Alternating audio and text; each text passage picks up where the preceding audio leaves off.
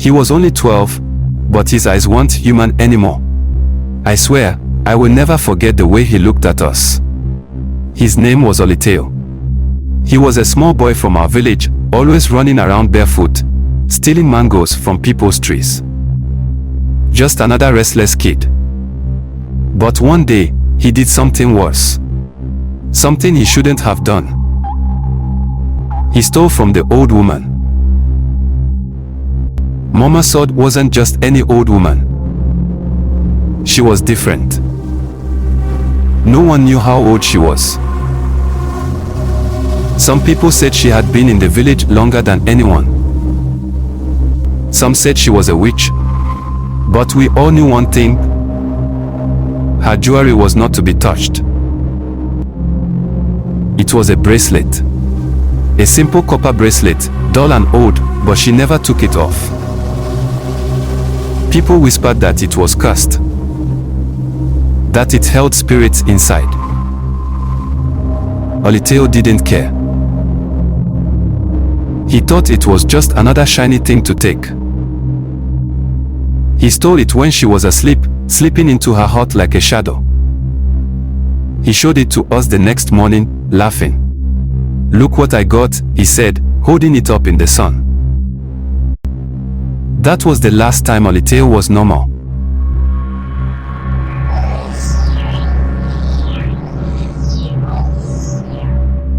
That night, his mother, Mama Aya, ran through the village screaming, "Something is wrong with my boy."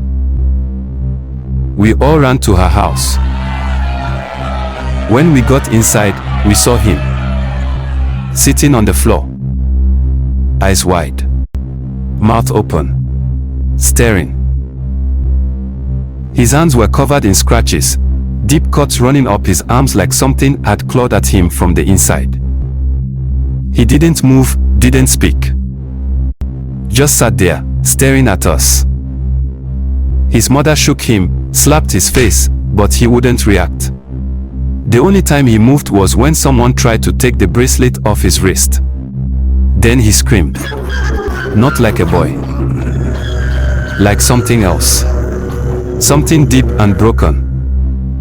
Baba Jibola, the village chief, came rushing in, followed by the elders. "What happened?" he demanded. Mama Aya sobbed, pointing at the bracelet. "He stole it. From Mama Soud." A hush fell over the room.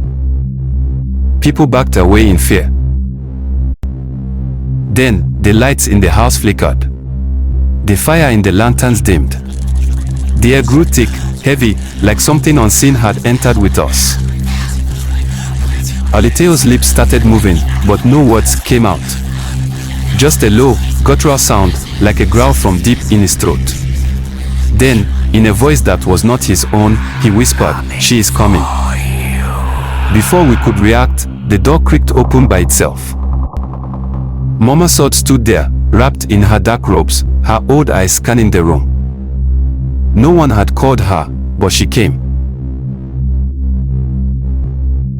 She stepped inside, unbothered by the darkness. The room felt colder. She looked at Holitau and sighed like she had seen this before. "He took what wasn't his," she said. His mother fell to her knees, begging her to help. Mama Soud walked to Holitau, knelt beside him, and whispered something in his ear. That's when he moved. His head snapped toward her so fast we heard his neck crack.